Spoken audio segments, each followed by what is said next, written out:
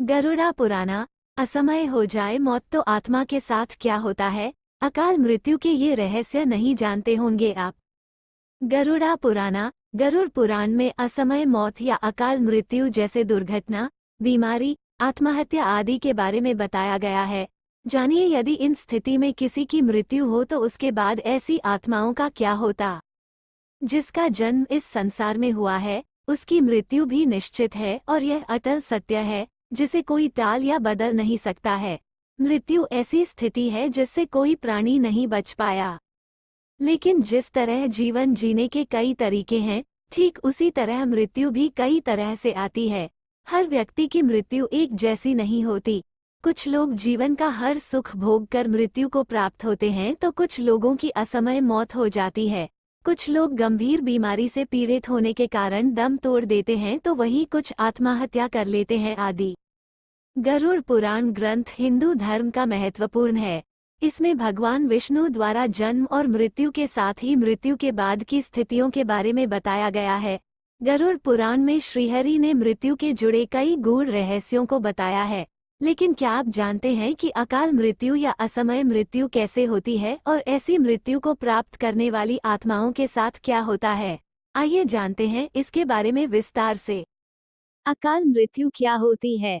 गरुड़ पुराण के अनुसार जो लोग भूख से पीड़ित होकर, हत्या किए जाने पर, फांसी लगाकर, जहर खाकर, आग से जलकर, जल में डूबकर, सांप के काटने से, दुर्घटना में, गंभीर बीमारी के कारण और आत्महत्या आदि के जरिए मृत्यु को प्राप्त होते हैं, उसे अकाल मृत्यु की श्रेणी में रखा गया है।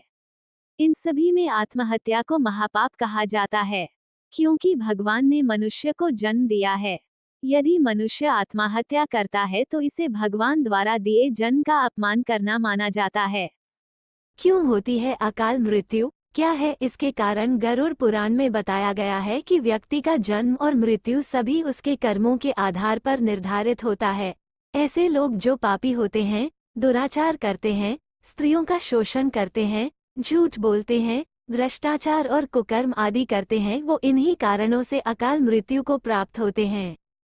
अकाल मृत्यु हो जाए तो आत्मा का क्या होता है? गरुड़ पुराण के अनुसार जिनकी अकाल मृत्यु होती है, उनकी आत्मा की आयु भी अधूरी मानी जाती है। यानी ऐसी आत्माओं का जीवन चक्र पूरा नहीं होने पर इनकी आत्माओं को स्वर्ग या नरक कहीं भी स्थान नहीं मिलता और ये भटकती रहती हैं। यदि किसी पुरुष की अकाल मृत्यु होती है तो उनकी आत्मा भूत, प्रेत, पिशाच, कुष्मांडा, ब्रह्मराक्षस, बेताल और क्षेत्रपाला योनि में भटकती है। वहीं यदि स्त्री की अकाल मृत्यु हो जाए तो इनकी आत्मा अलग अलग योनि में भटकती है। वहीं किसी नवयुवती स्त्री या प्रसूता की अकाल मृत्यु हो जाए तो वो चुड़ैल बन जाती है। कुंवारी कन्या की अकाल मृत्यु होने पर वह देवी योनि में भटकती है। ऐसा गरुड़ पुराण में बताया गया है।